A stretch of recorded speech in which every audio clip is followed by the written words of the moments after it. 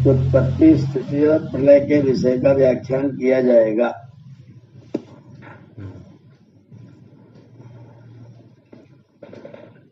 वेद का प्रकाश हो गया है। परमात्मा ने वेद का प्रकाश सब मनुष्यों के कल्याण के लिए दिया है। जी। इस कल्याणकारी वैदिक ज्ञान को प्राप्त करके हम लोग अपने जीवन के मार्ग को अवलोकित करें, प्रकाशित करें। जो निर्भ्रम ज्ञान है, ईश्वरोक्त ज्ञान है, वो वेद ज्ञान है। और वेद को पढ़ करके जो ऋषियों ने कुछ ग्रंथ लिखे हैं, आर्ष ग्रंथ, जिन्होंने अपना नाम, अपने परिवार का परिचय, अपने कुल खानदान का परिचय तक नहीं दिया है,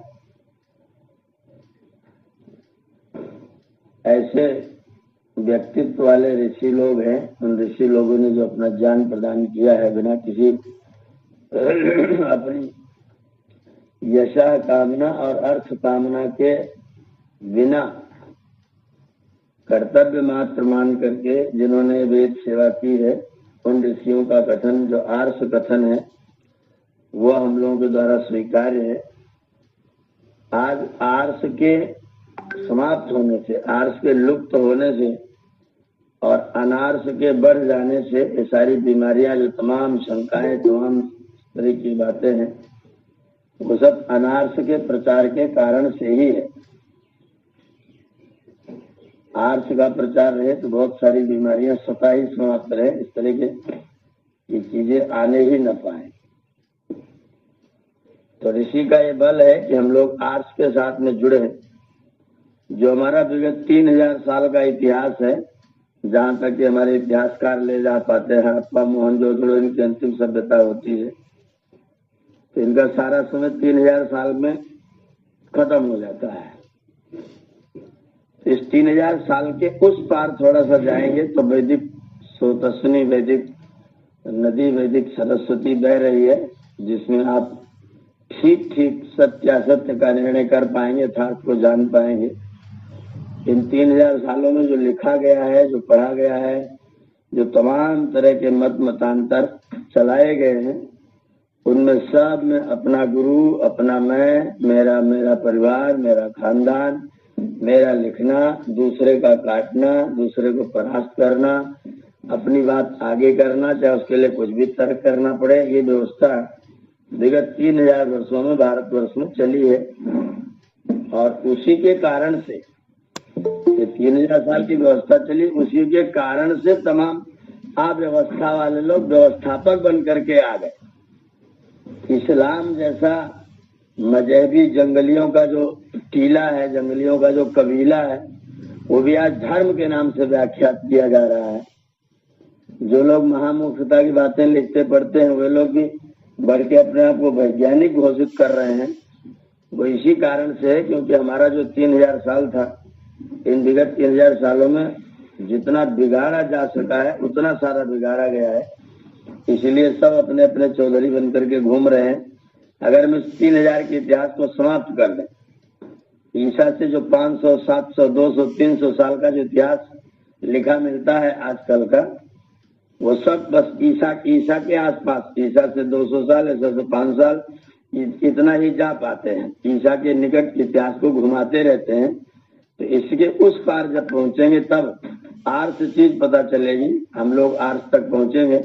ऋषि का ये मंतव्य है कि ये 3000 साल के बिगड़े हुए को छोड़िए, इसको छोड़ करके थोड़ा सा आगे बढ़ेंगे तो आपको कुछ उज्जवल प्रतीत होगा, कुछ सुंदर मिलेगा, और उसको ग्रहण करिए। ये जो हमारे बिगड़े हुए को इन लोगों ने वैदिक काल घोषित किया हुआ है, ये भी एक षड्यंत्र है। ये हमारे बिगड़े हुए काल को वैदिक काल कहते हैं। ये तो हमारा बिगड़ा विकृत काल कहना चाहिए। जो आज के इतिहासकार जिसको वैदिक काल लिख रहे हैं, उसको विकृत काल लिखना चाहिए। वो विकृत काल, उसको वैदिक काल लिखते हैं और वो सबको समझाते हैं कि वेदों में ऐसा लिखा, वेद में ऐसा किया गया है। तो व्यक्ति इसमें भ्रम में पड़ता है, और यही भ्रम जो है उसको दूर करने का प्रयत्न महर्षि ने सत्यार्थ प्रकाश के माध्यम से किया है। वेदोत्पत्ति तक ऋषि ने अपना वर्णन कर दिया है। अब सृष्टि उत्पत्ति कैसे क्या क्या होता है इसके बारे में ऋषि यहाँ पर मंत्र दे रहे हैं। ऋग्वेद मंडल 10 सूक्त 129 मंत्र संख्या 7। इयं विसृष्टिर्यत आबभूव यदि वा दधे यदि वा न यो अस्याध्यक्षा परमे व्योमन् यो अस्य अध्यक्षा परमे व्योमन् सो अंगवेद यदि वा न वेद तम आसीत् तमसा गूढ़मग्रे प्रकेतं सलिलं सर्वमा इदम् तुच्छेनाभ्वपिहितं यदासीत् तपसस्तन् महिना जायतैकम् हिरण्यगर्भः समवर्तताग्रे भूतस्य जातः पतिरेक आसीत् सदाधार पृथिवीं जामुतेमां कस्मै देवाय हविषा विधेम पुरुष एवेदं सर्वं यद्भूतं यच्च भाव्यम् उतामृतत्वस्येषानो यदन्नेनातिरोहति यतो वा इमानि भूतानि जायन्ते येन जातानि जीवन्ति यत् प्रयन्ति अभिसंविशन्ति तद्विजिज्ञासस्व तद्ब्रह्म। ये मंत्र स्वामी जी ने प्रमाण के रूप में दिए हैं। तैत्तिरीय उपनिषद का एक वाक्य है और बाकी वेद के मंत्र हैं, ऋग्वेद के और यजुर्वेद के। इसका हिंदी में स्वामी जी अनुवाद लिख रहे हैं। हे अंग, हे मनुष्य, जिससे यह विविध सृष्टि प्रकाशित हुई है, यम विशिष्टिर्यत आबभूव, जो धारण और प्रलय करता है, यदि वा दधे यदि वा न, जो इस जगत का स्वामी, यो अस्य अध्यक्षा, जिस व्यापक में यह सब जगत उत्पत्ति स्थिति प्रलय को प्राप्त होता है, परमे व्योमन सो अंग वेद यदिवान वेद, वो परमात्मा है, उसको तू जान और दूसरे को सृष्टि करता मत मान। यह सब जगत सृष्टि के पहले अंधकार से आवृत रात्रि रूप में जानने के अयोग्य, ये शब्द बहुत ध्यान से सुनने के हैं। यह सब जगत सृष्टि के पहले, जब रचना प्रारंभ हुई उससे पहले अंधकार से आवृत, अंधकार से घिरा हुआ, रात्रि रूप में जानने के अयोग्य, इसमें कुछ भी जानने के लायक नहीं था। आकाश रूप सब जगत तथा तुच्छ अर्थात अनंत परमेश्वर के सम्मुख एक देशी आच्छादित था। पश्चात परमेश्वर ने अपने सामर्थ्य से कारण रूप से कार्य रूप कर दिया। जो जो पदार्थ अपने अपने कारण में थे, उन पदार्थों को कारण में से कार्य में कर दिया। जैसे बीज कारण है, वृक्ष उसका कार्य है, तो बीज में से वृक्ष को जन्म दे दिया, प्रकृति में से जगत को उत्पन्न कर दिया। हे मनुष्यों, जो सब सूर्यादि तेजस्वी पदार्थों का आधार और जो यह जगत हुआ है और होगा, उसका एक अद्वितीय पति परमात्मा इस जगत की उत्पत्ति के पूर्व विद्यमान था और जिसने पृथ्वी से लेकर सूर्य पर्यंत जगत को उत्पन्न किया है, उस परमात्मा देव की प्रेम से भक्ति किया करें। हे मनुष्य, जो सब में पूर्ण पुरुष और जो नाश रहित कारण और जीव का स्वामी, जो पृथ्वी आदि जड़ और जीव से अतिरिक्त है, वही पुरुष इस सबका भूत भविष्य और वर्तमानस्थ जगत को बनाने वाला है। जिस परमात्मा की रचना से ये सब पृथ्वी आदि भूत उत्पन्न होते हैं, जिससे जीवते और जिसमें प्रलय को प्राप्त होते हैं, वह ब्रह्म है। इसके जानने की इच्छा करो। वेदांत दर्शन में लिखा है, जन्मादि अस्य यतः, जिससे सब जगत का जन्म स्थिति और प्रलय होता है, वही ब्रह्म जानने योग्य है। प्रश्न किया, यह जगत परमेश्वर से उत्पन्न हुआ व अन्य से? अब इनका उत्तर कहते, निमित्त कारण परमात्मा से उत्पन्न हुआ है। ध्यान देना है, निमित्त कारण परमात्मा से उत्पन्न हुआ है, परंतु इसका उपादान कारण प्रकृति है। उपादान, उपादान, उपादान का मतलब होता है जिसमें से कोई चीज ली गई हो, वो उपादान कहलाता है। जैसे मिट्टी से घड़ा, जैसे लकड़ी से कुर्सी, तो लकड़ी जो है वो उपादान है, मिट्टी जो है वो उपादान है, और घड़ा और कुर्सी जो है वो कारण है, और उसको बनाने वाला जो बढ़ई है, जो कारपेंटर है, वो उसमें निमित्त है। प्रश्न कर रहे हैं क्या प्रकृति परमेश्वर ने उत्पन्न नहीं की? उत्तर दिया नहीं, वह अनादि है। प्रश्न किया अनादि किसको कहते हैं और कितने पदार्थ अनादि हैं? ईश्वर, जीव और जगत का कारण, ये तीन अनादि हैं। जिसको जगत का कारण माने प्रकृति, ईश्वर, जीव और प्रकृति, ये तीनों अनादि हैं। इनके अनादि होने में क्या प्रमाण है? उत्तर दिया प्रमाण यह है, द्वा सुपर्णा सयुजा सखाया समानम वृक्षम परिसत्सु जाते तयोरन्यः पिप्पलम स्वाद्वत्ति अनसनन्यो अभिचाकशीति। ये ऋग्वेद का मंत्र है और यजुर्वेद में लिखा है शाश्वतेभ्यः समाभ्यः। अर्थ कर रहे हैं स्वामी जी, जो ब्रह्म और जीव दोनों, द्वा माने ब्रह्म और जीव दोनों, सुपर्णा चेतनता और पालन आदि गुणों से समान सदृश, सयुजा व्याप्य व्यापक भाव से एक दूसरे से संयुक्त मिले हुए, सखाया परस्पर मित्रता युक्त सनातन अनादि है, और समानम वैसा ही वृक्षम अनादि मूल रूप कारण और शाखा रूप कार्य युक्त वृक्ष आदि, अर्थात जो स्थूल होकर प्रलय में छिन्न भिन्न हो जाता है, वह तीसरा अनादि पदार्थ। इन तीनों के गुण कर्म और स्वभाव भी अनादि है। तयो अन्य, इन जीव और ब्रह्म में से एक जो जीव है वह इस वृक्ष रूप संसार में पिप्पलम पाप पुण्य रूप फलों को स्वादुवत्ति अच्छे प्रकार भोगता है, और दूसरा परमात्मा कर्मों के फलों को अनसुनन न भोगता हुआ चारों ओर अर्थात भीतर बाहर सर्वत्र प्रकाशमान हो रहा है। जीव से ईश्वर, ईश्वर से जीव और दोनों से प्रकृति। जीव से ईश्वर भिन्न है, ईश्वर से जीव भिन्न है, और ईश्वर और जीव दोनों से प्रकृति भिन्न है। ये तीनों भिन्न स्वरूप हैं और तीनों अनादि हैं। शाश्वतीभ्य समाभ्या माने अर्थात अनादि सनातन जीव रूप प्रजा के लिए वेद द्वारा परमात्मा ने सब विद्याओं का बोध किया है। इसी की प्रकृति का और वर्णन कर रहे हैं। अजाम एकाम लोहित शुक्ल कृष्णाम, एक अजा है।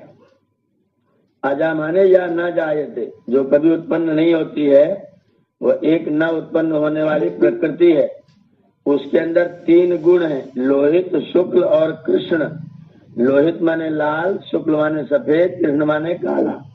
लाल रंग है रजोगुण, सफेद रंग है सतोगुण और काला रंग है तमोगुण। तो लोहित, शुक्ल, कृष्ण माने रजोगुण, सतोगुण और तमोगुण, इन तीनों गुणों से युक्त जो अजा है, न पैदा होने वाली प्रकृति है, वो बाहवी प्रजा, बहुत सारी प्रजाओं को स्वरूपा सृजमाना, अपने रूप वाली अनेक प्रजाओं को उत्पन्न करने वाली। अजो ये को जुषमाणो अनुशेते, इनमें से एक अज है जो उत्पन्न नहीं होता है और इनका सेवन करता हुआ अनुशेते इनके साथ रहता है। और जहाति ए नाम भुक्त भोगाम अजो अन्य, एक दूसरा जो अज है वो इस भुक्त भोग को छोड़े हुए रखता है। तो एक अज परमात्मा है जिसने जगत को छोड़ा हुआ है, एक अज जीव आत्मा है जो इसका सेवन करता है, और यह जो प्रकृति है वो तीन गुणों वाली है, सतोगुण, रजोगुण और तमोगुण वाली। ये तीनों पदार्थ अज हैं, अजा हैं, न उत्पन्न होने वाले हैं।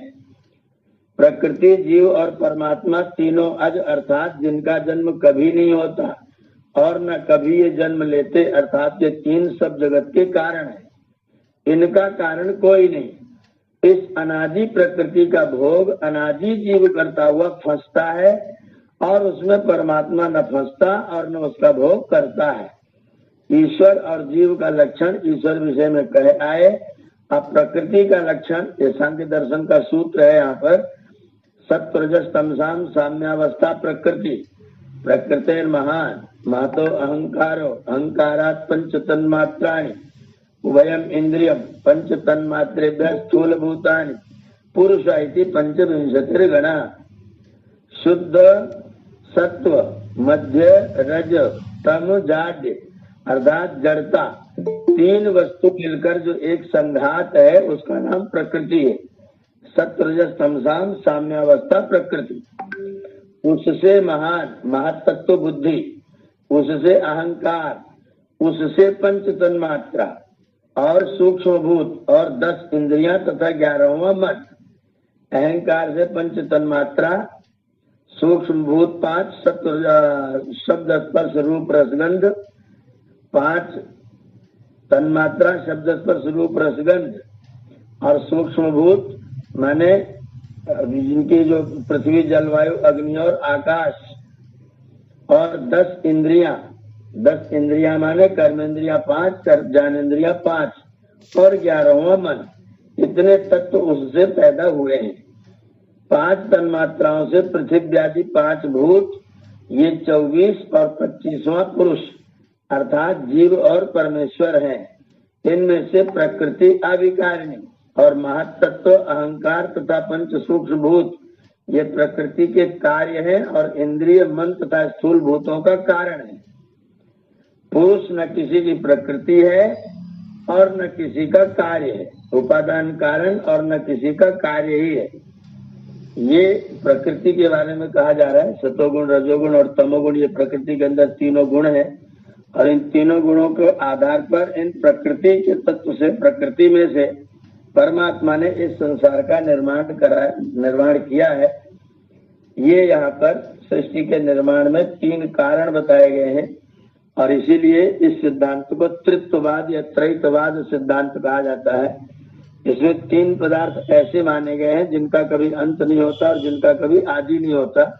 इनको हम लोग प्रवाह से अनादि कहते हैं। जैसे कोई गोल वस्तु होती है तो गोल वस्तु में कहाँ से शुरू हुई कहाँ से बंद हुई इसका पता किसी को भी नहीं रहता है। ऐसे जो संसार चक्र है भी गोल गोल है, इसलिए कब शुरू हुआ था कब अंत होगा ऐसा कोई सिद्धांत नहीं है। ये गोल है इसलिए सदा से ऐसा ही चलता आ रहा है। जब पुराना हो जाता है, न चलने के लायक रहता है, तो प्रलय होकर के तैयारी करके फिर से आ जाता है। मौत एक मायूसी का वक्फा है, यानी आगे चलेंगे दम लेकर। तो थोड़ा सा विश्राम, 4 अरब 32 करोड़ वर्षों का विश्राम प्रकृति करती है और फिर उसके बाद में चल पड़ती है 4 अरब 32 करोड़ वर्षों के लिए। तो ये निरंतर क्रम चलता रहता है। इसी में ईश्वर जीव प्रकृति तीनों तत्व सदा विद्यमान रहते हैं और जो इनका कार्य रूप स्थूल जगत है इसका प्रलय होता रहता है, नष्ट होता रहता है। जैसे हम लोगों का जन्म के साथ में शरीर से संयोग हुआ, जीवात्मा का शरीर से जन्म के साथ संयोग हुआ और जब तक ये शरीर चला तब तक जीवात्मा का संयोग रहा और शरीर छूट गया तो जीवात्मा इसको छोड़ करके आगे जाकर के इसी प्रकार का दूसरा शरीर जाके फिर से प्राप्त कर लिया। तो ये निरंतर की यात्रा हमारी हमेशा चलती रहने वाली अजस्र यात्रा है। इस यात्रा पर हम लोग चाहें तो कुछ दिन के लिए विराम लगा सकते हैं। उसके लिए पतंजलि जी के योग दर्शन का पालन करते हुए मुक्ति के रास्ते पर चलना पड़ेगा। अगर मुक्ति हो जाती है तो 36,000 बार जो सृष्टि का काल है, सृष्टि प्रलय का काल और सृष्टि निर्माण का काल, रहने का काल, माने 8 अरब 64 करोड़ वर्ष, इसको 36,000 से गुणा कर दीजिए तो जितना वर्ष आएगा उतने वर्ष तक जीवात्मा मुक्ति में रहता है, तो जन्म मरण के चक्र में नहीं आता है। और अगर मुक्ति की प्राप्ति नहीं करता है तो फिर ऐसे ही जन्म लेता है, मृत्यु को प्राप्त करता है और हमेशा ऐसी आता जाता यात्रा इसकी निरंतर चलती रहती है। इस यात्रा में निमित्त परमात्मा है जो हमको व्यवस्था देता रहता है कि अगर आपको यात्रा करनी है तो ये सरकार है जो हमारे लिए ट्रेन की व्यवस्था करती रहती है। आप बैठिए और अपनी मंजिल तक जाइए। अगर आप अपनी मंजिल तक न पहुंचे तो फिर दूसरी ट्रेन मिल जाएगी, फिर भी न पहुंचे तो और मिल जाएगी, फिर भी न पहुंचे तो और मिल जाएगी। निकट आ गए जहां तक ट्रेन नहीं जाती तो रिक्शा मिल जाएगा, वो भी नहीं मिल पाया तो कुछ दूर पैदल चल लेना। ऐसी अनेक प्रकार से आपके साधन की व्यवस्था निमित्त कारण परमात्मा देता रहता है और हम सब लोग मिल करके इस यात्रा को निरंतर चलाए रखते हैं। ये वैदिक सिद्धांत है, इसका वर्णन सारे शास्त्रों में किया गया है। गीता में भी कहा है बहूनि मम जन्मानि जातानि तव चार्जुन तान्यहं वेद सर्वाणि नत्वं वेत्थ परंतप। मेरे और तेरे अनेक अनेक जन्म हो चुके हैं मैं योगी हूँ, अपने जन्मों को जानता हूँ, और तू योगी नहीं है इसलिए तू अपने जन्मों को नहीं जानता है, लेकिन मेरे तेरे अनेक जन्म हो चुके हैं। ये गीता में कृष्ण भगवान के शब्द व्यास जी ने लिखवाए हैं, उनके मुख से बुलवाए हैं। कृष्ण भगवान कह रहे हैं व्यास जी के शब्दों में कि बहुनि मम जन्मानि जातानि तव च अर्जुन, हे अर्जुन तेरे और मेरे अनेक जन्म हो चुके हैं। तानि अहम वेद सर्वाणि, मैं उन सारे जन्मों को जानता हूँ क्योंकि मैं योगी हूँ। लिखा हुआ संस्कार साक्षात करणात् पूर्व जाति ज्ञानम। अगर हम अपने संस्कारों का साक्षात्कार करते हैं, उसमें धारणा ध्यान और समाधि लगाते हैं, तो संस्कारों का संयम करने से हमें अपने पूर्व वाले जन्मों का ज्ञान हो जाता है कि हम इससे पहले कहाँ कहाँ जा चुके हैं। तो कृष्ण भगवान ने कहा कि मैं अपने जन्मों को जानता हूँ अर्जुन, लेकिन तुम नहीं जानते क्योंकि तुम योगी नहीं हो, इसलिए योगी हो जाओगे तो तुम भी जान जाओगे। तो जीवात्मा बार बार जन्म धारण करता रहता है, और परमात्मा पिता है, नियंत्रक है, न्यायाधीश है, कृपालु है, दयालु है। इसलिए वो जीवात्मा जब तक अपने लक्ष्य की प्राप्ति नहीं करता है तब तक इसके लिए जैसे जैसे साधन की आवश्यकता होती है, जैसे जैसे इसके पास में धन आदि होता है, जैसा यह श्रम आदि कर सकता है, जितना तपस्या कर सकता है। जैसे हम रिक्शे में बैठते हैं तो अलग पैसा है, बस में बैठते हैं तो अलग पैसा है, ट्रेन में बैठते हैं तो अलग पैसा है। ट्रेन में भी रिजर्वेशन में बैठते हैं, रिजर्वेशन में भी एसी में बैठते हैं, एसी में भी third class, second class, first class में बैठते हैं, फ्लाइट में उड़ जाते हैं। ऐसे जैसे अनेक साधन बाहर हम लोगों ने क्रिएट किए हुए हैं, उसी प्रकार का शरीर रूपी साधन परमात्मा जीवात्मा को देता रहता है। जैसा जैसा जो जो टिकट कटाता है, जैसा जैसा जो श्रम तप योगाभ्यास आदि करता है, वैसा वैसा साधन उसको मिलता जाता है। कोई उड़ने वाला साधन पा जाता है, कोई रेंगने वाला साधन पा जाता है, कोई जलचर होता है, कोई थलचर होता है, कोई नभचर होता है, और सबके वाहनों की व्यवस्था उसके किए गए कर्म रूपी पैसे जमा करने के अनुसार परमात्मा टिकट काट करके उसको देते रहते हैं। ये संसार की व्यवस्था है। मैं पाठ यहीं पर समाप्त कर रहा हूँ। इसके आगे वाला पाठ हम लोग और कल करेंगे, जिसमें चर्चा ब्रह्म के बारे में पुनः की गई है। तो आज यहीं पर, और इसमें अगर कोई प्रश्न जिज्ञासा हो तो आप लोग कर सकते हैं। ओम।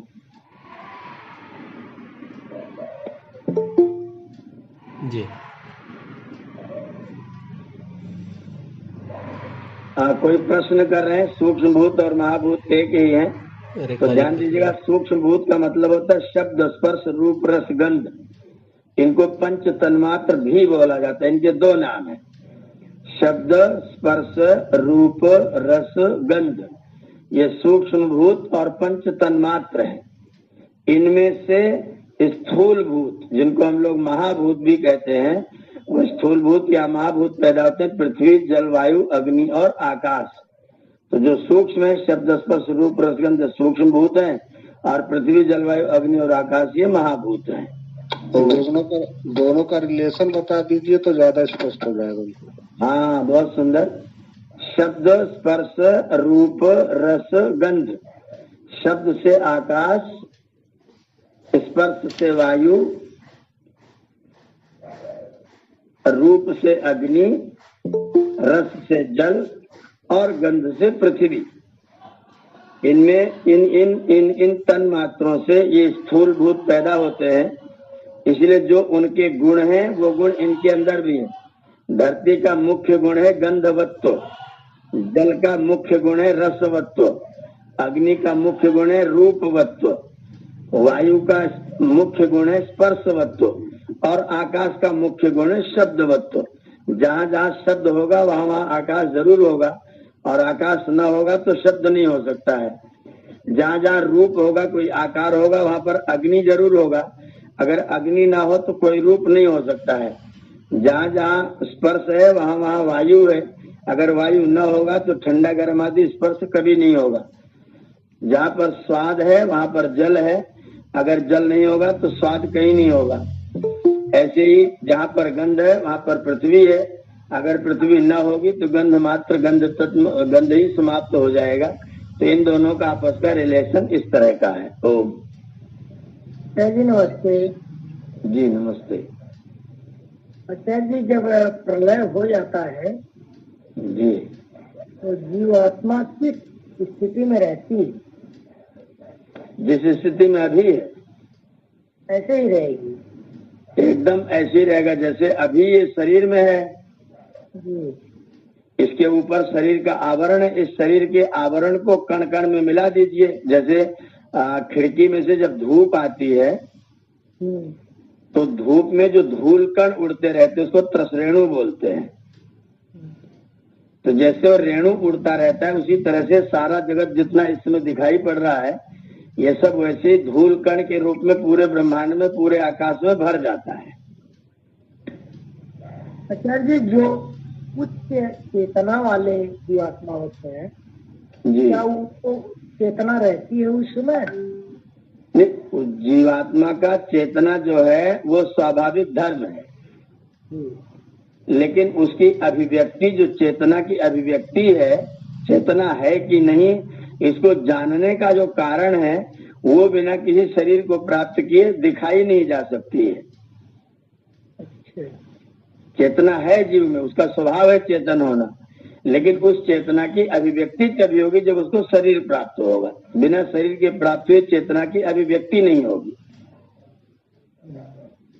ओम आचार्य जी, जी, कुछ वेदों से संबंधित मेरा वो था, शंका थी, तो थोड़ा सा हम चाहेंगे कि जैसे पहला शंका आचार्य जी है मंत्रों को लेकर के। ऋग्वेद में कुल कितने मंत्र हैं आचार्य जी? 10,552। अच्छा, 10,552। एक जगह हम पढ़े थे 580 दिया था। नहीं, वो संख्या ठीक नहीं है। 489 एक संख्या 489 गिनी जाती है जी। उसका कारण यह है कि ऋग्वेद में कुछ मंत्र ऐसे हैं जो हैं तो 4 लाइन के, जी जी जी, लेकिन उनको 2 लाइन का भी माना गया है छंद के माध्यम से। 10,552 है आचार्य जी? जी जी, 10,552 मंत्र हैं जी। और एक उपवेद, जैसे 4 उपवेद भी हैं, जैसे ऋग्वेद का उपवेद आयुर्वेद है, यजुर्वेद का उपवेद धनुर्वेद है, सामवेद का गंधर्व वेद है, अथर्ववेद का स्थापत्य वेद है। ये क्या है, इसके बारे में थोड़ा सा। आयुर्वेद तो जो वेद में संकेत दिए हुए हैं औषधियों इत्यादि के बारे में, जी जी, उसका प्रयोगात्मक विश्लेषण उपवेद है। अच्छा अच्छा, प्रयोगात्मक, उसको प्रैक्टिकल करके निकाल करके, जैसे उन्होंने लिख दिया कांडात कांडात प्ररोहंती परुषा परुषस्परी एवानो दूर्वे प्रतनु सहस्त्रेण सतेन च। तो ये मंत्र दूब का है, दूब के लिए है। तो ये मंत्र कह रहा है कि ये जो दूर्वा है ये कांडात कांडात प्ररोहंती, एक एक गांठ में से ये नई नई बढ़ती रहती है। जी जी। तो जैसे ये दूर्वा एक एक गांठ में से नई नई बढ़ती रहती है, वैसे हे दूर्वा तुम मेरे शरीर में भी एक एक मांसपेशी को इस तरह से बढ़ाती रहो। तो अब ये संकेत वेद जी जी जी आचार्य जी बताएं आचार्य। इसका संकेत वेद मंत्र में दे दिया गया जी। अब उस दूब का कैसे कैसे कितना कितना कहाँ कहाँ किस किस रूप में प्रयोग किया जा सकता है वो प्रैक्टिकल करके आयुर्वेद के आचार्यों ने उसको लिख दिया। तो क्या ऐसा कह सकते हैं कि आयुर्वेद का ज्ञान ऋग्वेद में है? हाँ बिल्कुल बिल्कुल, इसीलिए तो उसका उपवेद है। तो और ये धनुर्वेद जो यजुर्वेद से संबंध जोड़ा गया है इसका? धनुर्वेद मतलब युद्ध विद्या, राजा प्रजा विषय, राजनीति, देश संचालन। अच्छा अच्छा, मतलब जो भी युद्ध से संबंधित विद्याएं हैं वो यजुर्वेद में। हाँ, युद्ध से, राज्य से, राजा प्रजा कैसे, सेना सेनापति कैसे हो, सुरक्षा व्यवस्था, पूरा सुरक्षा तंत्र, डिफेंस। अच्छा अच्छा, पूरा डिफेंस मंत्रालय यजुर्वेद में डाल दिया गया। हाँ, वो धनुर्वेद यजुर्वेद में है। गंधर्व वेद आचार्य जी सामवेद से जोड़ा गया इस पे? हाँ, सामवेद का गान होता है मंत्रों का, तो उसमें गायन की कला बताई गई है। वो वर्तमान में 13 प्रकार का गायन प्राप्त होता है, कभी 1000 प्रकार का था। एक बार फिर बता दीजिए आचार्य जी। सामवेद में गान विद्या का वर्णन है। अच्छा, और वो इस समय 13 प्रकार का छपा हुआ मिलता है। अच्छा, 13 प्रकार का। जो पहले कभी 1000 प्रकार का था, जी अब उसमें से सब 987 नष्ट हो गए, समाप्त हो गए। जी ये जो आजकल धुनें निकल रही हैं, जो लोग धुन बना रहे हैं संगीत वाले, जी जी जी इन सारी धुनों का, सारे संगम का, सुरों का जो मुख्य केंद्र बिंदु, मुख्य ज्ञान है, उसका कारण सामवेद है। अच्छा अच्छा। जी। और ये अथर्ववेद को आचार्य जी स्थापत्य वेद, इसका क्या मतलब है? स्थापत्य मतलब शिल्प विद्या, इंजीनियरिंग। अच्छा, शिल्प विद्या। जी आज की भाषा में इंजीनियरिंग जो है वो अर्थवेद का विषय है। जी जी जी, इसीलिए इसको विज्ञान कहा गया है। हाँ, इसको इसलिए विज्ञान कहा गया है। जी। एक और आचार्य जी शंका है कि जैसे इसको, ये ऋग्वेद को कहा गया है कि इसके जो मंत्र है पद्यात्मक हैं, तो इसमें कैसे है, जबकि सामवेद को आप बता रहे हैं गायन के रूप में है? नहीं, ये कथन कि ऋग्वेद के मंत्र पद्यात्मक कथन उचित नहीं है, गलत कथन है। ये गलत है, मतलब ये चारों ही वेदों में पद्यात्मक मंत्र हैं, चारों ही वेदों में पद्यात्मक है। जी जी जी जी। और एक और प्रश्न है आचार्य, जैसे इसको 2 प्रकार से विभक्त किया गया, एक मंडल क्रम, एक अष्टक क्रम, ये क्या है आचार्य जी? जैसे विद्यार्थियों को हम लोग पढ़ाते हैं ना, जी जी जी, तो पाठ को छोटा छोटा करके पढ़ाते हैं। अच्छा, तो जो विद्यार्थियों को पढ़ाने का क्रम है वो अष्टक क्रम है। अच्छा अच्छा। तो पूरे ऋग्वेद को 64 अध्यायों में बांटा हुआ है। जी। और वैसे सामान्य में अध्याय के दृष्टिकोण से इसमें 10 मंडल हैं। जी जी जी।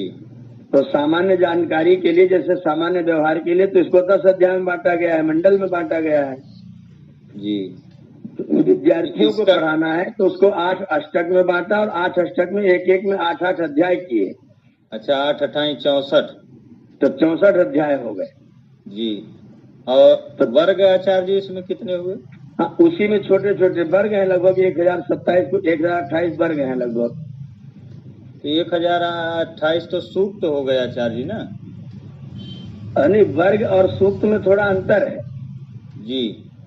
वो मुझे संख्या भी एकदम याद नहीं है, तो उसको एक बार देखना पड़ेगा फिर से, क्लियर कितना थोड़ा सा मैं है। लिखा हुआ आचार्य जी, जैसे 2024 वर्ग अष्टक क्रम में लिखा गया है। हाँ, तो वर्ग अलग है जी। और मंडल क्रम में बताया गया है कि 10 मंडल है, 85 अनुवाक्य हैं। ये अनुवाक्य क्या होता है आचार्य जी? अनुवाक है, अनुवाक। अच्छा, हाँ, अनुवाक। अनुवाक का मतलब होता है कथन। जी जी जी। जैसे अध्याय हो गया बड़ा, अब उसमें एक चैप्टर, जी, वो अनुवाक है। अनुवाक का मतलब अर्थ होता है कथन, जो 85 मतलब कथन। एक एक चैप्टर समझ लीजिए, एक एक कथन, एक विशेष बात का कथन। जी। एक और आचार्य जी आया है, बाल खिल सूक्तों की संख्या 11 है। ये बाल खिल सूक्त क्या है? इसका मतलब होता है परिशिष्ट। परिशिष्ट मतलब, परिशिष्ट का क्या अर्थ हुआ? बाल्य खेल का मतलब होता है परिशिष्ट। जैसे कुछ चीजें कहनी थी जी, या कोई सूची वगैरह बना करके डालना था, तो उसको अलग से उसमें लगा के छापा हुआ है। जैसे आपने कोई पुस्तक देखी ना, उसमें बाद में कुछ सूचियां बना के डाल देते हैं। जी, मतलब पहले ही पेज पे रहता है कि इतने पेज से इतने तक ये चैप्टर वाइज, वही क्या? वो तो विषय सूची है। अच्छा जी। पुस्तक के बाद में परिशिष्ट जोड़ा जाता है। जी जी जी जी जी जी, समझ गए आचार्य जी। पुस्तक के अंत में कोई चीज, जैसे मैंने कोई बात कही, अपना बात कहते कहते चले गए, उसमें से कुछ और नई बात कहनी है जी, तो उन नई बातों का या कोई संशोधन का संकलन जो था वो परिशिष्ट में किया जाता है। जी। और एक जी, तो समय ना हो तो बाद में फिर दूसरे दिन चर्चा कर लें, या तो ऋग्वेद से संबंधित सारा शंका समाधान कर लें, जैसा नहीं। ये सभी के लिए जरूरी है, ये सबको जानकारी करना चाहिए। अच्छी बात है, कर लीजिए। एक ये चीज है, जैसे 4 क्रम में ऋग्वेद को बांटा गया है आचार्य जी। मैंने एक टेबल टाइप बनाया, मंडल, सूक्त, मंत्र और ऋषियों के नाम। जैसे प्रथम मंडल 191 सूक्त, 2006 मंत्र और ऋषियों के नाम दिया गया है। मधुच्छंदा। हाँ, मधुच्छंदा, मेधा, तिथि, दीर्घतमा ऋषि। फिर दूसरे मंडल में 43 सूक्त, 229 मंत्र और गृहस्थ समद ऋषि। इसी हाँ, तरीके से जी जी। तीसरा मंडल है 62 सूक्त, 611 मंत्र, विश्वामित्र ऋषि। फिर चौथा मतलब इसी तरीके से आचार्य जी वामदेव ऋषि, अत्रि ऋषि, भरद्वाज ऋषि, वशिष्ठ ऋषि, काणव और भृंगु, अंगिरिसा। और ये बालखिल में आचार्य जी कई ऋषियों के नाम आए, जैसे 9वें मंडल में बताया गया सोम पावमान ऋषि, और त्रित भी 10वें मंडल में त्रित विमद, श्रद्धा, कामायनी ऋषि। ये क्या है आचार्य, थोड़ा ये हमें समझ में नहीं आ रहा है, ये क्या क्या है? मतलब ये लोग सिद्ध मंत्र को किए हैं कि रचना कैसे कैसे क्या है? नहीं, ये जो ऋषियों की सूची बनी हुई है ना, जी जी, ये केवल उन ऋषियों के नाम इन्होंने संकलित किए हुए हैं जो मुख्य हैं, मतलब ज्यादा मंत्रों पर जिन्होंने काम किया है। अच्छा, मतलब इस मंडल पे इन्होंने विशेष रूप से सिद्धि प्राप्त की। हाँ, तो उन ऋषियों का नाम इसमें डाला हुआ है। वैसे एक एक सूक्त के भी सब ऋषि आपको वेद में छपे हुए मिलेंगे। अच्छा अच्छा, जिन्होंने एक ही सूक्त पर काम किया उनका भी नाम है, ऐसे सैकड़ों हजारों की संख्या में है। अच्छा, तो ये लोग जो है जो आपने नाम गिनाए हैं, ये लोग पूरे बड़े क्षेत्र में काम करने वाले लोग हैं। जी जी जी जी, जिन्होंने कई सूक्तों का दर्शन किया है। कुछ लोग ऐसे भी जो एक एक सूक्त का ही दर्शन किया है, कुछ लोग हैं जो एक मंत्र का ही दर्शन किया है, उसका भी एक ऋषि अलग से है। अच्छा, तो इसमें ऋषियों की संख्या पर्याप्त है। ये जो ज्यादा जिन्होंने देखा उन्हीं का नाम है ये जो सूची में है। अच्छा अच्छा, लेकिन आचार्य एक शंका आती है जी कि 7वें मंडल में जैसे महामृत्युंजय मंत्र की बात कही गई है, 7वें मंडल के 59वें सूक्त में ये महामृत्युंजय मंत्र का जो है कहा जाता है। तो एक जगह हमने पढ़ा था कि महामृत्युंजय पर जैसे रचना जो है, क्या नाम है वो, मार्कंडेय ऋषि किए थे, और यहाँ वशिष्ठ ऋषि दिखा रहा है। मतलब एक तो जहाँ कहीं लिखा हो कि ऋषि ने रचना किया था, वो समझिए भ्रष्ट है। जी जी जी, ये तो आप पहले बताए। हाँ, एक भी ऋषि मंत्रों का रचनाकार नहीं है जी। ये ऋषि लोग केवल मंत्रों का प्रयोग करने वाले, उन पर शोध करने वाले, उनको प्रैक्टिकल करने वाले लोग हैं जी। अच्छा, ये जो त्र्यंबकम मंत्र है वो यजुर्वेद में भी प्राप्त होता है, ऋग्वेद में भी प्राप्त होता है। जी जी जी, तो त्र्यंबकम इतना ही मंत्र ऋग्वेद में है और एक लाइन और जोड़ करके यजुर्वेद में है। अच्छा अच्छा अच्छा, तो यजुर्वेद में दूसरे ऋषि होंगे, ऋग्वेद में दूसरे ऋषि होंगे। जी। ये मार्कंडेय ने रचना किया, वशिष्ठ ने रचना किया, इसका कोई मतलब ही नहीं है, केवल दृष्टा है बस ये लोग। तो दोनों लोग, इसका मतलब हुआ दोनों लोग इस मंत्र को लेकर के सिद्ध किए। हाँ, बिल्कुल, दोनों लोगों ने किया, दोनों का नाम है। और एक और बात नहीं समझ में आती, ऋग्वेद के नासदीय सूक्त में निर्गुण ब्रह्म का वर्णन, नासदीय सूक्त क्या होता है आचार्य? ये जो निर्गुण और सगुण वाले नाम लेने वाले हैं ना जी, इनकी दृष्टि ठीक नहीं है। वो मानते हैं कि कहीं निर्गुण निराकार है, कहीं सगुण साकार है जी। तो वो निर्गुण नासदीय सूक्त जो है वो ऋग्वेद का एक सूक्त है जिसमें सृष्टि प्रक्रिया का वर्णन है। अच्छा, उसका नाम ही है नासदीय सूक्त? हाँ जी। अच्छा अच्छा, उसका नाम नासदीय, उसका पहला शब्द है ना सदासी नो सदासी तदानीम नासित रजोनो व्योमा परोया जी। उरोर बरियो कुहकस्य शर्मन अम्बाक्तिमासित गहनम गभीरम, ये उसका पहला मंत्र है जी। तो ना सदासीत, इस पहले अक्षर को देख करके उसका नाम रखा गया नासदीय सूक्त। अच्छा, मतलब जिसमें पहली बार में ही ना सदासीत ऐसा शब्द आया हुआ है, उस सूक्त का नाम है नासदीय सूक्त। अच्छा, इसका सृष्टि प्रक्रिया का वर्णन है। अर्थ इसका कुछ आचार्य? हाँ, इसका अर्थ है न असत आसीत। क्या आचार्य? ना सदासीत। हाँ, ना सदासी, ना सदासीत, शीत है। ये एक वाक्य हो गया। जी इस जगत में कुछ भी ऐसा नहीं है जो पहले नहीं था, इसका ये अर्थ है। जी इस जगत में कुछ भी ऐसा नहीं है जो पहले नहीं था। जी न असत आसी, जो पहले नहीं था वो हो गया, ऐसा कुछ भी नहीं है। जी जो है वो नित्य है, केवल रूप परिवर्तन हो रहा है। जी जी ये इस सूत्र का मुख्य विषय है, न असत आसी।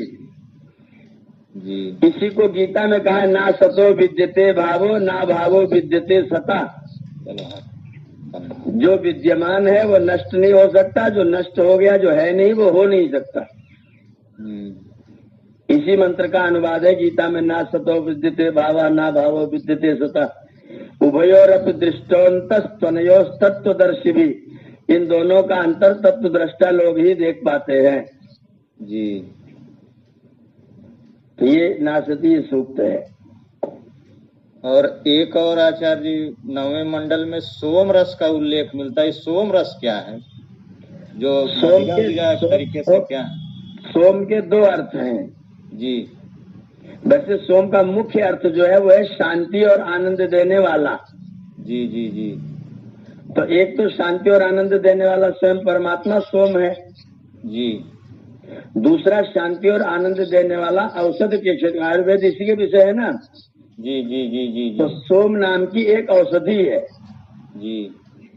उस औषधि की विशेषता यह है कि तिथि के आधार पर उसमें पत्ते होते हैं। जी। चंद्रमा का भी नाम सोम है ना। जी जी जी। किस आकार के पत्ते होते हैं आचार्य जी? ये पान के आकार के पत्ते होते हैं जी। और पान से लगभग 3 गुने बड़े पत्ते होते हैं। जी। तो बड़ा पत्ता होता है, वो प्रतिपदा के दिन उसमें एक पत्ता रहेगा बस, केवल, पूरी बाकी डंडी रहेगी। अच्छा। द्वितीया को 2 पत्ता, तृतीया को 3 पत्ता, चतुर्थी को 4 पत्ता, पूर्णिमा तक 15 पत्ता हो जाएगा। जी। और उसके बाद में फिर अगले दिन से एक एक करके पत्ता गिरना शुरू हो जाएगा। जी जी जी जी। उसका नाम है सोमलता, जो इस समय अभी भी किसी को उपलब्ध नहीं हो रही है। जी, मतलब लुप्त हो चुकी है इसका मतलब। अब कहीं होगी, पहाड़ों में कहीं पड़ी होगी, लेकिन अभी तक किसी की दृष्टि में नहीं आ पाई है। जी। उसकी पहचान ये है कि जो तिथि होगी उसमें उतने ही पत्ते रहेंगे। जी। उस औषधि का नाम है सोम औषधि। उसका स्वास्थ्य पे भी कुछ उपयोग है कि नहीं आचार्य जी? मतलब उसका शारीरिक स्वास्थ्य पर भी, मानसिक स्वास्थ्य पर भी, बौद्धिक पर भी, सब पर उसका असर रहता है। अच्छा अच्छा। बस वर्तमान में वो औषधि मिल नहीं रही है। जी। तो उसका वर्णन आयुर्वेद में दिया गया है कि सोम का यह गुण बताया गया है। जी जी जी। लेकिन अभी तक वो किसी के दर्शन में वर्तमान में आ नहीं पा रही। जी। राजा जी, जी 15 साल की और मुक्त अवस्था दोनों की आत्माओं में अंतर है ना, कि उसमें अभिव्यक्ति नहीं होती प्रलय काल में, और मुक्त अवस्था में अभिव्यक्ति होती। चेतन अवस्था मुक्तावस्था में भी वो अनुभव तो कर सकता है, लेकिन अभिव्यक्ति नहीं कर सकता, किसी को बता नहीं सकता कि मैं बहुत आनंदित हो रहा हूँ। अच्छा। अपने आनंद की अनुभूति ही कर सकता है बस। अच्छा। व्यक्त वो तब बिना शरीर के आत्मा कुछ भी चेतनता को व्यक्त नहीं कर सकता। ओम आचार्य जी। जी। ये 5 शाखाएं के भी बारे में मिलता है, और जैसे 5 शाखाएं, और इसमें जैसे साकल्प है, वास्कल है, अश्लायन है, संखायन है, मंडूकायन, ये क्या है? पीछे आया था इसमें वर्णन। शाखा क्या है? वेद के व्याख्यान ग्रंथ है। जी जी जी। वेद में जो वेद मूल संहिता थी ऋग्वेद की, जी, उस पर 21 ऋषियों ने कुछ कुछ व्याख्यान किया था संक्षेप में। जी, 21 ऋषियों ने। हाँ, एक विंशति धा वाहवृच्यम लिखा हुआ पतंजलि जी ने। जी। ऋग्वेद पर 21 ऋषियों ने काम किया था, शाखाएं बनाई थी। अच्छा। तो उन 21 में से इस समय केवल 5 मिल रही, 5 में से भी केवल 3 छपी हुई मिल रही, 2 भी लिखी हैं। केवल मतलब ये 21 जो ऋषि थे इनकी शाखाएं मतलब 21 शाखाएं थी आचार्य जी, इसका मतलब ये हुआ? हाँ, ऋग्वेद की 21 शाखाएं थी, जिनमें से 5 का नाम मिल रहा है और 5 में से 3 छप गई हैं और 2 अभी भी कहीं लिखी पड़ी होंगी, छपी नहीं है। तो इन ऋषियों के नाम भी तो फिर होंगे 21 ऋषियों के नाम, जिसमें से वो होगा कि केवल 3 ही के जो छपे हुए उन्हीं का होगा। और ऋषियों का नाम भी उपलब्ध होता है जी। वैदिक वांग्मय का इतिहास एक पुस्तक है, आचार्य उनका नाम है, लिखी हुई है अपने, मुझे उनका नाम स्मरण नहीं आ रहा है, मेरे पास है वो पुस्तक, 3 भाग उसके हैं, वैदिक वांग्मय का इतिहास जी। उसमें उन ऋषियों के नाम वगैरह दिए हुए हैं। और एक इसी में मिलता है आचार्य जी, च्यवन ऋषि का जो पुनः युवा करने की कथा मिलती है, सत्य है? पुनश्चवानम चक्रथुर जीवानम। अच्छा। च्यवन का मतलब होता है, च्यवन किसी व्यक्ति का नाम नहीं है वो। अच्छा। च्यवना का मतलब होता है जिसका जीवन का रस समाप्त हो गया, च्यव माने टपक जाना, गिर गया है जी। जो प्रमेह का मरीज हो गया वो च्यवन है। प्रमेह मतलब आचार्य जी? आज की भाषा में उसको शुगर कह लीजिए। अच्छा अच्छा, मतलब जो पुरानी शुगर के बीमारी है। जो शुगर के कारण से क्षीण हो गया है शरीर जिसका एकदम से, जी। उस शरीर को च्यवन प्राश के माध्यम, च्यवन को चटाया जाने वाला प्राश, प्राश माने चटाई जाने वाली चटनी, जी। जिसका बल क्षीण हो गया है, कमजोर हो गया, उसका नाम है च्यवना। अच्छा। उस च्यवन को चटनी चटा करके तगड़ा कर लिया जाए, उसका नाम है च्यवन प्राश। जी। तो च्यवन ऋषि जवान हो गए थे, ये कहानी पुराणों ने बिना मतलब में ढकेल दी। ये गलत मतलब। वेद के जो शब्द होते हैं उनका अर्थ यौगिक होता है, रूढ़ नहीं होता है। जी जी जी। यौगिक का मतलब जो धातु प्रत्यय से शब्द बनते हैं वो अपने उसी अर्थ को, मूल अर्थ को कहते हैं। जी। अच्छा जैसे शिव जी। है जी। प्रमेय का मतलब गोनोरिया है। गोनोरिया क्या है? ये एक सेक्सुअली ट्रांसमिटेड डिजीज होती है जिसमें ये सब धात वात जाती है लोगों को, शरीर का धातु निकल जाता है पेशाब आदि के माध्यम से। हाँ वो प्रमेय है। और डायबिटीज मधुमेह है। हाँ, तो इसमें भी इसको भी प्रमेय कहा गया। प्रमेय का मतलब है तो जिसमें सब शक्ति क्षीण हो जाए। जी। तो शक्ति चाहे वीर्य के माध्यम से क्षीण हो जाए, चाहे ये डायबिटीज के माध्यम से किडनी वगैरह काम करना बंद कर दो, शक्ति क्षीण हो जाए। तो न्याय दर्शन में भी प्रमेय आता है चारों जी? वो तो प्रमेय है, हाँ नहीं है वहां पर। अच्छा। वो प्रमेय है, प्रमेय। जी। ऐसी जो बीमारियां, जिन बीमारियों में शरीर की शक्ति धीरे धीरे क्षीण हो जाती है, जी जी जी। सबको आयुर्वेद की भाषा में प्रमेय कहा जाता है। और उसके विभाग अलग अलग है, कहीं धातु के कारण से है, कहीं ब्लड कम बनने के कारण से, कहीं किडनी के कारण से, अनेक अनेक कारणों से हो सकता है। और जो इसका जो मतलब इससे निजात पाए उसको च्यवन कहते हैं, मतलब जो इससे जिसकी शक्ति क्षीण हो गई वो च्यवन है। जी। तो च्यवन को च्यवन प्राश के द्वारा फिर से युवा बनाया जाता है, जवान किया जाता है, स्वस्थ किया जाता है।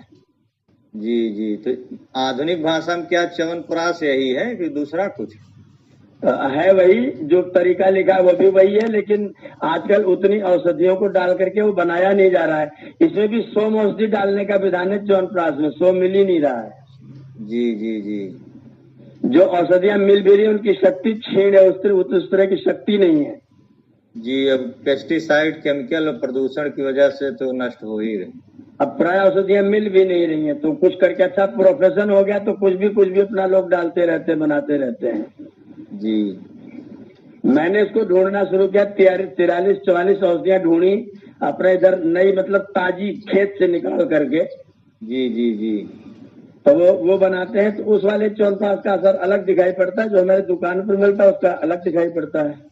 तो आपके यहाँ उपलब्ध हो जाएगी आचार्य जी, अगर हम लोग लेना चाहें? हाँ, हम थोड़ा बहुत बनाते हैं, मैंने बना के रखा हुआ है, कुछ अभी थोड़ा बहुत बचा है। नहीं, जैसे वैसे लेना चाहें 2-4 किलो ला के घर पे सबको खिलाया जाए। हाँ हाँ बिल्कुल बिल्कुल ले सकते हैं, अभी है। जी, एक और शंका है, अंतिम प्रश्न है आचार्य जी, बाकी कल हम यजुर्वेद से जो शंका रहेगी हम करेंगे। ये ऋग्वेद के उपनिषद जैसे कितने उपनिषद थे? जैसे 3 हमने लिखा, बाकी हमें कुछ मिला नहीं। आत्रेय उपनिषद और कौशितकी उपनिषद और अष्टकलोप उपनिषद। अष्टकला उपनिषद जी, अष्टकला उपनिषद नहीं पढ़ पा रहे हैं। वो अष्टकला उपनिषद है वो जी। तो इसमें अष्टकला और कौशितकी जो है जी, इन दोनों उपनिषदों में कुछ थोड़ी मिलावट, प्रक्षेप कुछ इधर उधर है इनका मामला। जी। ऋग्वेद का मुख्य उपनिषद ऐतरेय उपनिषद है जी। जो ऋग्वेद के सिद्धांतों का वर्णन करने वाला उपनिषद है। जी।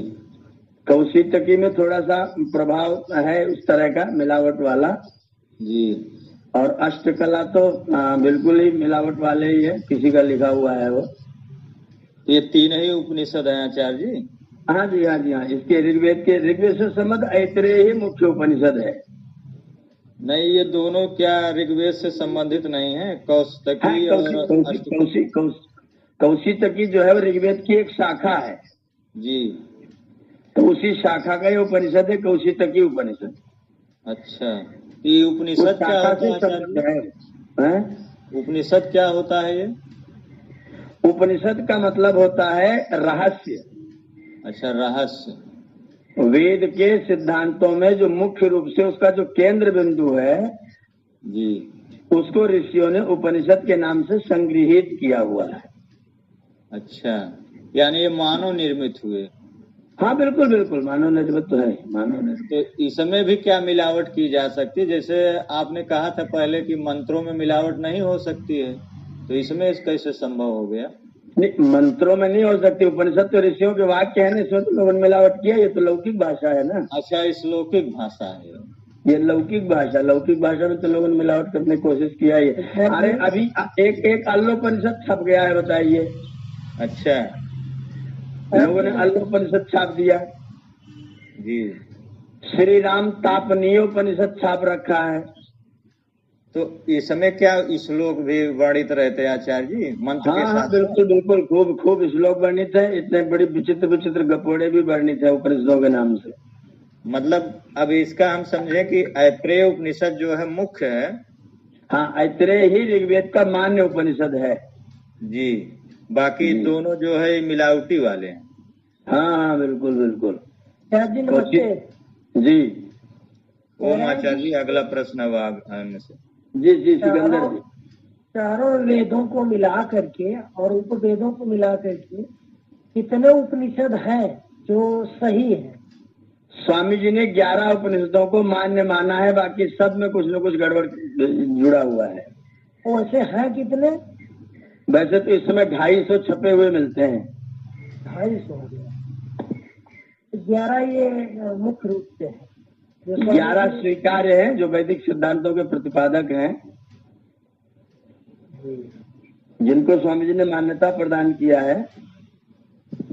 ये ऐत्रेय का कौन का कौन है? वो है रचनाकार। हाँ, ऐत्रेय के रचनाकार इतरा एक महिला थी, उनके पुत्र थे ऐत्रेय महीदास। तो उनका मुख्य नाम था महीदास और माता के नाम से प्रसिद्ध है ऐत्रेय महीदास, उसके रचनाकार हैं। माता के नाम से आचार्य जी क्यों लिखते? इनकी माता अच्छी थी, इनकी माता प्रसिद्ध थी। या जैसे हम लोग अपने कोई पुस्तक लिखते हैं तो माता जी को समर्पित कर देते हैं, तो इन्होंने अपनी माता जी को उसको समर्पित किया, उनके नाम से लिखा। आचार्य जी, जैसे जीवात्मा शरीर के बगैर किसी अपनी चीजों को प्रकट नहीं कर सकता, तो क्या परमात्मा के लिए भी वो नियम चलेगा? क्योंकि वो जीव के अंदर घुस जाता है। परमात्मा तो अशरीरी है ना। तो जीवात्मा भी तो अशरीरी है। नहीं, जीवात्मा शरीर में आता जाता है अविद्या के कारण से। परमात्मा तो भी कहते हैं कि वो जीवात्मा के अंदर आ जाता है। हाँ, अंदर आ जाता है, लेकिन उसके अंदर अविद्या नहीं है ना, इसलिए उसको शरीर को अपना समझ करके उसमें नहीं रहता है। जी जैसे जीवात्मा शरीर को, जैसे हम लोग कहते मेरा शरीर है, जी। वैसे परमात्मा का शरीर कुछ नहीं है। उसके अंदर मम वाली चीज नहीं है, हम लोगों के अंदर मम वाली चीज है, इतना ही अंतर है। जी। तो मम वाला होता है तो व्यक्त करने लग जाता है, वो निर्मम है इसलिए सब जगह व्यक्त करता है, सब जगह व्यक्त है वो। जी अच्छा जी, आत्मा और अंतरात्मा ये दो हैं? अंतरात्मा को परमात्मा कह सकते हैं, यानी कि आत्मा के अलग परमात्मा अंतरात्मा। हाँ जी, आत्मा के अंदर विद्यमान परमात्मा अंतरात्मा। क्योंकि कहीं कहीं मिल जाता है कि उसकी अंतरात्मा ने ये कहा, तब उसने जो है ऐसा किया। मतलब ईश्वर ईश्वर की आवाज से उसने ऐसा किया। जी, आत्मा से अलग अंतरात्मा परमात्मा है। इसी तरह अच्छा, ध्यान और अंतर ध्यान। अंतर ध्यान का मतलब होता है कि दूसरे के दृष्टिगोचर ना होना, ध्यान से अंतर हो जाना, या किसी के ध्यान से अंतर हो जाना। हाँ, वो अंतर ध्यान है। आचार्य जी, हत्या के साथ निर्मम हत्या क्यों जोड़ी गई? हत्या का मतलब होता है मारना जी। निर्मम का मतलब होता है अपना ना समझ के मारना, ऐसे मारना जानो मेरा कुछ है ही नहीं। जैसे हम लोग अपने पुत्र को, अपने शिष्य को मारते हैं तो मम समझ के मारते हैं ना, ये मेरा है। जो मेरा है ही नहीं, इसको तो कैसे करके मारो, कूटो पीटो, टेढ़ा मेढ़ा, काटो छाटो, ऐसे जो हत्या, उसका नाम निर्मम हत्या है। क्योंकि निर्मम तो परमात्मा का गुण है। हाँ, निर्मम परमात्मा बड़े, पर ये निर्मम वाले थोड़े ही है, ये तो बिना ममत्व के, बिना कोई संबंध के, बिना कोई दया के, करुणा के हत्या करने वाले निर्मम है। विक्षिप्त तरीके से आता है कि हाँ, जिसमें कोई मतलब उसके प्रति कोई भाव ही नहीं रखता है, ये मेरा है, कुछ मैं भी मनुष्य चेतन है, ये भी कुछ नहीं है, कुछ है ही नहीं, बस इसको तो कैसे करके कूटो पीटो। ओम आचार्य जी।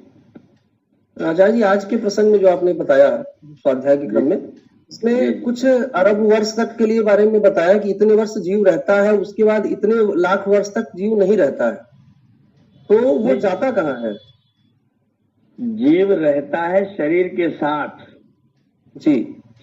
और 4 अरब 32 करोड़ वर्षों तक जीव शरीर के साथ नहीं रहता है, तो वातावरण में, ब्रह्मांड में भ्रमण करता रहता है। अच्छा।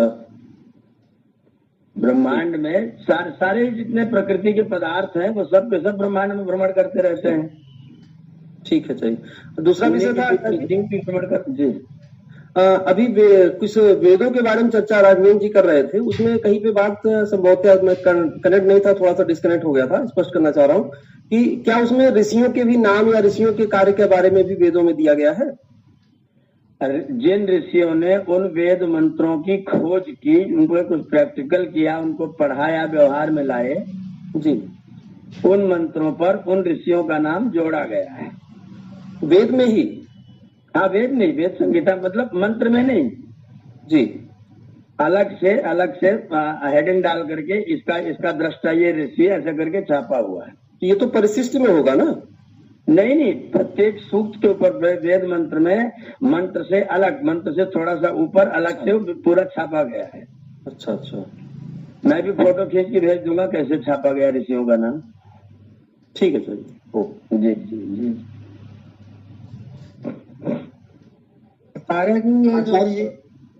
आचार्य जी, सृष्टि का जो कार्यकाल बता रहे हैं, प्रकृति जो है विश्राम लेती है 4 अरब 32 करोड़ वर्ष, इसका एक पूरा कालक्रम लिखा दें, लाइफ साइकिल जो ब्रह्मांड है। हाँ, 4 अरब 32 करोड़ वर्षों का प्रलय काल।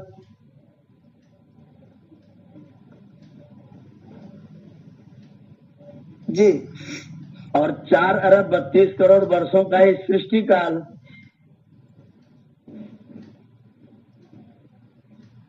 जी। जैसे हम लोगों का 12 घंटे का दिन, 12 घंटे की रात होती है, वैसे ही रात प्रलय काल है और दिन सृष्टि काल है। जी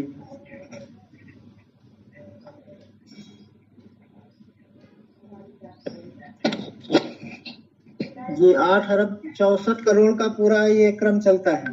हाँ, पूरा पूरा एक मतलब हमारे दृष्टि से जो हम लोग जिसको वर्ष मानते हैं उस हिसाब से 8 अरब 64 करोड़ वर्षों का परमात्मा का एक 24 घंटा है। जी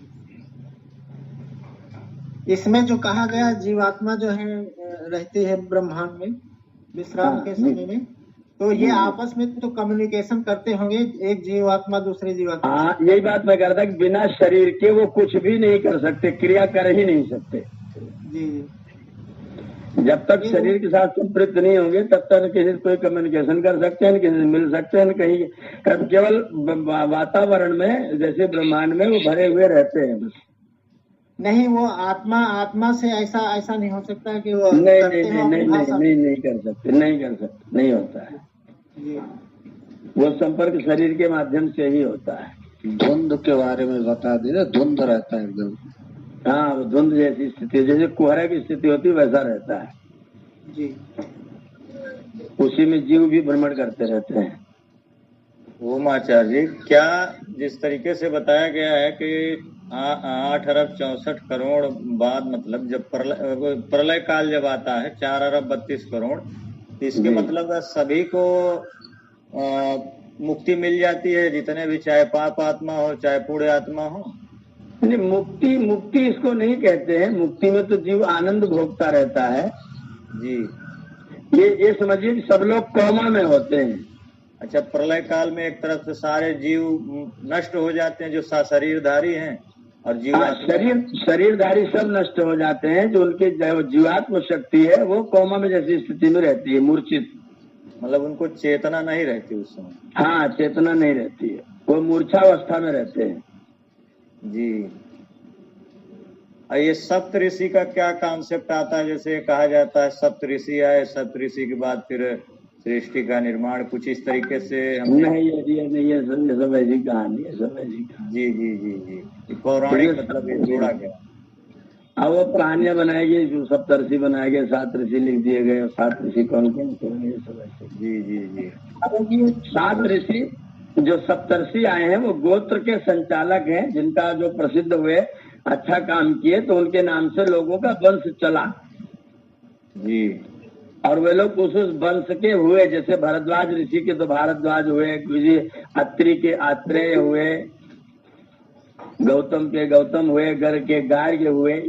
ये वंशों के अच्छे लोग थे, विद्वान लोग थे, त्यागी तपस्वी लोग थे, जिनके कारण से उनका नाम लंबे समय तक चला और उनके वंशजों ने उनके नाम से अपना बहुत समय तक उनके नाम को चलाया। वो ऋषि लोग हैं। आचार्य जी, जब परमात्मा ने जीवात्मा की रचना करी, सुनिए, परमात्मा ने जीवात्मा की कोई रचना नहीं की, जीवात्मा नित्य है भाई। तो आचार्य जी, इतनी आबादी बढ़ती जा रही है, यानी कितनी जीवात्माएं हैं जो कि कहाँ तक जाएंगे? देखिए धीरज जी, जीवात्माएं असंख्य हैं, असंख्य, काउंटलेस। जीवात्माएं वे खाली पुरुष बहुत्वम आया, बस पुरुष बहुत्वम, पुरुष बहुत है, जीवात्मा बहुत है। यानी आचार्य जी, पुण्य का प्रभाव बढ़ता जा रहा है क्या है? क्योंकि पुण्यों के प्रभाव से ही मनुष्य जन्म मिलता है। तो पूरे संसार की आबादी जो बढ़ रही है, एक तरफ तो ये हम कहते हैं पापाचार बढ़ रहा है, लेकिन दूसरी तरफ आबादी बढ़ रही है, यानी ये क्या संबंध है आचार्य जी? आपके गांव में मान लीजिए 50 आदमी हैं, ठीक है, वो 50 आदमियों को किसी गलत काम में जेल हो गई, 50 में से 25-30 लोगों को जेल हो गई, गांव में केवल 20 लोग बचे। अब वो जेल अपनी काट करके वो 25 लोग फिर से आके गांव में मिल गए। अब आपकी आबादी फिर से 50 हो गई, तो इसका मतलब उन्होंने पुण्य कर लिया इसलिए आ गए हैं क्या? तो यानी आचार्य ये तो कहीं भटक रहे थे, अब ये तो धीरे धीरे मुक्त हो रहे हैं वहां से। हाँ, पशु योनियों में थे, पक्षी योनियों में थे, कीट योनियों में थे, वहां से छूट करके फिर से मानव योनि में आ रहे हैं। वहाँ भोग अपनी उम्र कैद काट के आ रहे हैं, बस इतना ही। जी, तो भोग योनि समाप्त हो गई, कर्म योनि में आ गई है सब। हाँ, भोग योनि समाप्त कर करके आ रहे हैं जी। प्रातः स्मरण का 5वां मंत्र प्रार्थना करते भग एव भगवान अस्तु देवा, भग एव भगवान अस्तु। ऐश्वर्य जो है वो ऐश्वर्य ही ऐश्वर्य वाला है। तेन ऐश्वर्येण वयम भगवंत श्याम, उस ऐश्वर्य के द्वारा हम भी ऐश्वर्यवान हो जाएं। परमात्मा के ऐश्वर्य से सब जगत में ऐश्वर्य है, उस ऐश्वर्य से हम भी ऐश्वर्यवान हो जाएं। तंत्वा भग सर्व इत जो हबीति, तम माने उस, त्वा माने तुझको, हे भग, हे ऐश्वर्यवान परमेश्वर, सर्व इत सभी लोग, जो हबीति आपको ही पुकारते हैं। जब जब उनको काम पड़ता है तो सारी दुनिया के लोग आपको ही पुकारते हैं। सनो भगपुर एता भवेह, हे परमेश्वर वह ऐश्वर्य रूप में आप मेरे सामने प्रकट हो जाइए, मेरे जीवन में भी आ जाइए।